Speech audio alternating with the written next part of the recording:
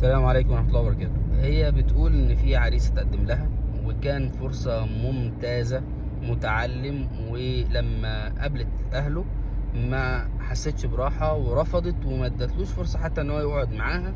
ودلوقتي هي حاسة بندم شديد وإن ممكن ما تجيلهاش الفرصة دي مرة تانية، وحتى بعد مرور سنة كاملة هي حاسة بالندم. فهل الزواج اختيار ولا قدر، ولا احنا ممكن نخطئ ونندم بعد ذلك؟ احنا بنقول ان قدر ربنا سبحانه وتعالى هو الذي يحكم الاشياء كلها. الانسان في حاجات هو مسير فيها، ملوش اي يد فيها.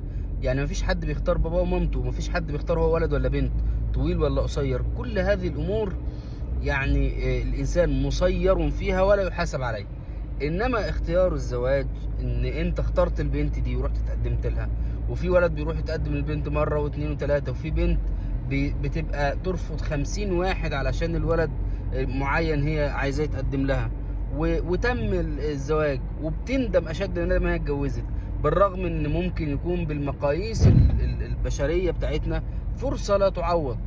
فاحنا بنقول محدش يندم على اختيار اختاره، لانه حتى لو هو انسان جيد ومثقف ومتعلم في وظيفة مرموقة وراتب كبير، ممكن يكون كويس مع واحدة تانية وممكن يكون وحش بالنسبة لك.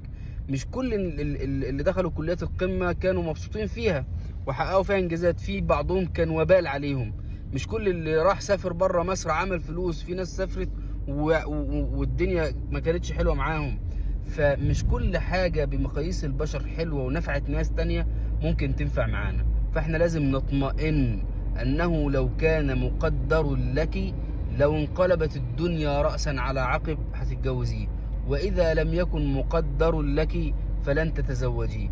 ففيها نوع من أنواع الاختيار، الإنسان حر بيرفض أو يقبل، وفي نوع من أنواع التوفيق. وفي ناس واحدة قبلت واتخطبت وفركشت، وواحدة قبلت واتخطبت واتكتب كتابها وما دخلتش، وفي اللي اتجوزت وخلفت واتطلقت، وفي اللي اتجوزت وعايشة مبسوطة وسعيدة. فهذه كلها أقدار الله. المهم احنا نكون بنطيع ربنا سبحانه وتعالى في كل الأحوال، والخير فين والقبول أو الرفض هو الصح ولا الغلط، دي حاجة بقى بتاعت ربنا سبحانه وتعالى. وندعي دايما ان ربنا سبحانه وتعالى يوفقنا للخير ويوفقنا للاختيار الحسن ويعوضنا خير. واذا كان هو خلاص راح ومش هيرجع تاني او خطب، ان ربنا يرزقك بالاحسن منه ويكون مناسب ليكي انتي. مش شرط يكون بنفس المواصفات، بس ممكن يكون مناسب اكتر وتعيشي معاه مبسوطة وسعيدة اكتر، وربنا يشرح صدرك. ولا تندمي اطلاقا، ادعي ربنا الرزاق الكريم خزائنه لا تنفد. وكثير من الشباب بيبحث عن الزواج، ممكن ربنا سبحانه وتعالى يجعلك من نصيب حد كويس ويحفظك ويحميك، اللهم امين.